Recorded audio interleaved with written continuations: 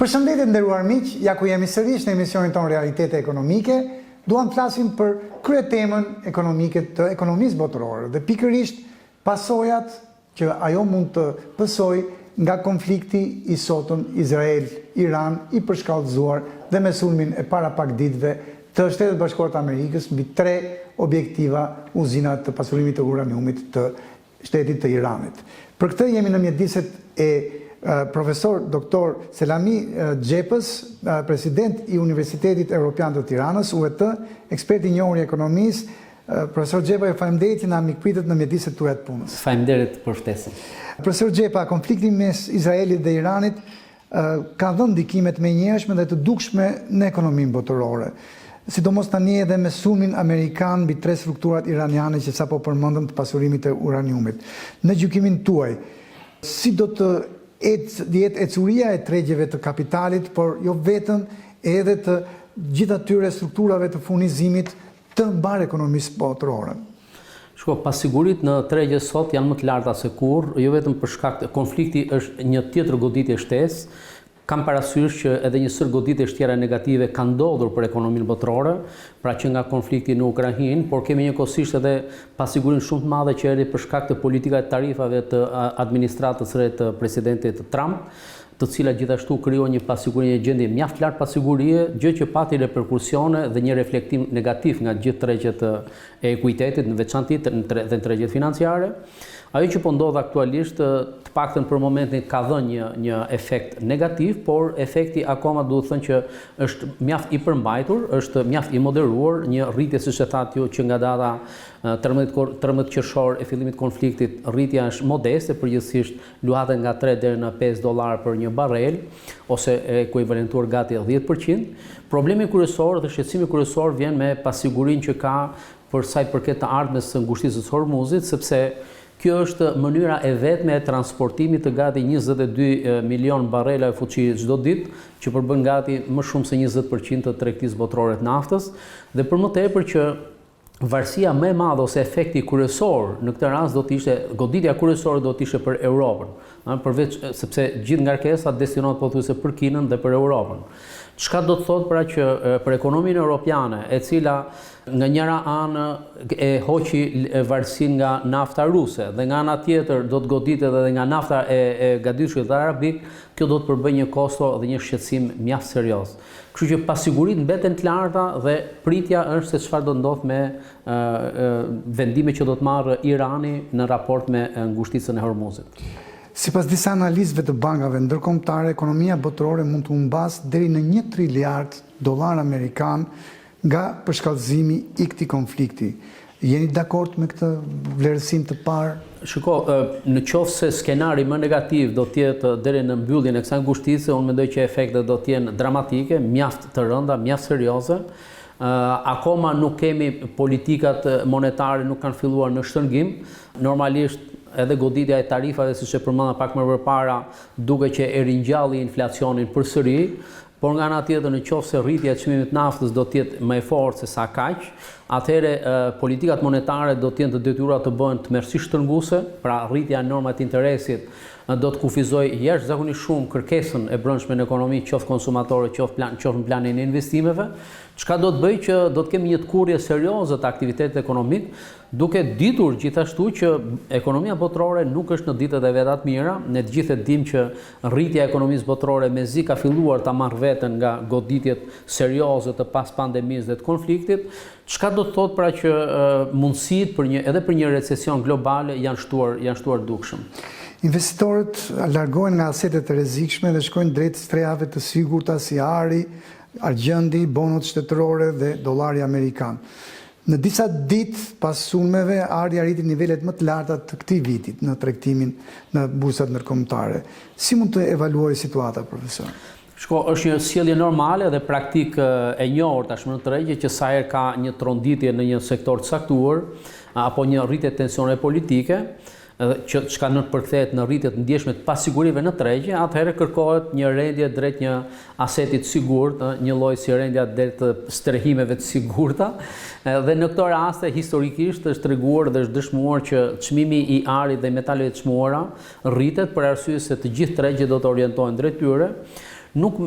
ka gjasa deri tani ose nuk duket që një streh, po kaq e sigurt janë edhe bonot necesare të qeverisë amerikane, duke u referuar gjendjes së borxhit të lartë publik të këtij vendi dhe në përgjithësi oreksi për këtë kategori instrumentesh financiare si mbrojtje duhet parë me rezervë. Kështu që metalet e çmuara, ari, argjenti, siç e përmend dhe ju, mbeten alternativa e vetme.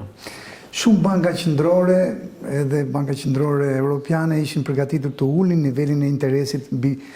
paranë që emitojnë, a detyrojnë tani të stopojnë këtë lehtësim monetar që kishin filluar në gjykimin tuaj? Pritjet janë për rritjet normat të interesit, kam parasysh edhe efekti i rritjes çmimeve për shkak të tarifave akoma nuk ka filluar të materializohet, megjithëse tensionet në tregjet financiare vazhdojnë të mbeten të larta dhe në përgjithësi inflacioni është më i lartë se sa historikja mesatare historike të periudhës që pas viteve 1990, çka do të thotë pra që banka qendrore tani janë në një pritje dhe unë mendoj që ajo që pritet ndodh në të ardhmen do të jetë një shtrëngim monetar, por shkalla e shtrëngimit ose norma e rritjes së normës së interesit do të jetë në varësi të zhvillimeve ose për shkallëzimit të konfliktit në linjën e mesme dhe siç tham të rritjes së mëtejshme të çmimit të naftës. A pritet që Kina, si ekonomia e dytë më e madhe në botë, të luajë një rol stabilizues për tregjet botërore në këtë situatë kaq të turbullt? Shiko, ekonomia kineze është përsëri vazhdon që të mbetet me rritjen më të lartë krahasuar me ekonomitë e tjera. Rritja e pritshme me gati 5% për vitin aktual e bën Kinën përsëri një nga motorët e rëndësishëm të rritjes së ekonomisë. Sigurisht që Kina ka sfidat shumë serioze për vete, sepse fjala vjen mbyllja e ngushtisë së Hormuzit do të kishte një pasojë për Kinën derisa të riekuilibronte këtë goditje të furnizimit me naftë nga deti arabik, nga gjiri i lindjes mesme, pra nga vendet e gjirit, dhe do të zëvendësoj me naftën që mund të vinte nga Rusia apo nga vendet e tjera, çka do të thotë që këto efekte negative do të përballin sfida serioze për ekonominë, për më tepër që ekonomia kineze ka gjithashtu edhe efektin e tarifave më të larta nga Shtetet e Bashkuara, pra do thoja që kjo gjendje tensioni në tregjet botërore është në çdo vend dhe pa diskutim një ekonomi e madhe si e Kinës mendoj që do të ketë një peshë dhe një rol akoma më të madh dhe një goditje ndoshta edhe më të fortë nga këto konflikte. Profesor, ju përmendëm me drejt pyetje para fundit mundësinë shumë situatë rrezikuese që qofse mbyllet ngushtica e Hormuzit, kemi një përshkallëzim të jashtëzakonshëm të pasojave mbi ekonominë botërore. Sot lexova disa ekonomistë që e parashikonin ose e krahasonin mbylljen e mundshme të ngushticës së Hormuzit me efektet shkatruese që çmimi i lartë i naftës solli në krizën e viteve 70 në ju kujtohet të shekullit të kaluar. A ka ndonjë ngjashmëri në rast se vërtet do të kemi përshkallëzimin me mbylljen e ngushticës së Hormuzit? Shiko, ngjarjet e konfliktit të mesit vitit 1970 dhe falimentimin e sistemit ndërkombëtar të arit pra të asaj kohe pati një efekt dramatik sepse rritja e çmimit të naftës e para ishte gati 2 deri në 3 herë. Pra nuk bëhe fjalë me përqindje, po bëhe me herë. Së pari, së dyti bëhe fjalë për teknologjitë ishin shumë përdoruese intensive të burime energjetike, çka do thotë pra që çojë në një transformim të madh dhe një efekt që zgjati gati një dekadë derisa u realizua dhe transformimi teknologjik. Në kontekstin e zhvillimit tanishëm, mendoj që bota është bërë akoma më e varur në fakt nga energjia. Dhe kështu që edhe pse ndoshta rritja e çmimit mund mos jetë të njëjtat për masa, por efekti i saj mendoj që do të jetë po kaq dramatik dhe ne kemi parë që rritja e inflacionit për shkak të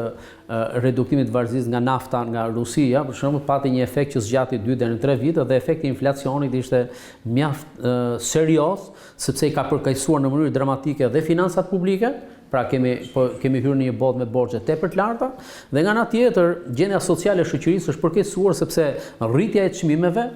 vazhdon që të jetë permanente në ekonomi, çka do të thotë që të ardhurat reale të qytetarëve do të vazhdojnë që të jenë të gryera. Kështu që efekti mendoj që do të jetë gjithashtu shumë serioz, edhe pse ndoshta për masat mbetet për tu parë, por efekti i saj do të jetë gërryes si për financat publike dhe për financat personale. Profesor Xhepa, pyetja e fundit për bisedën tonë sot. Ne importojmë 100% të naftës që tregtohet tek ne me pakicë.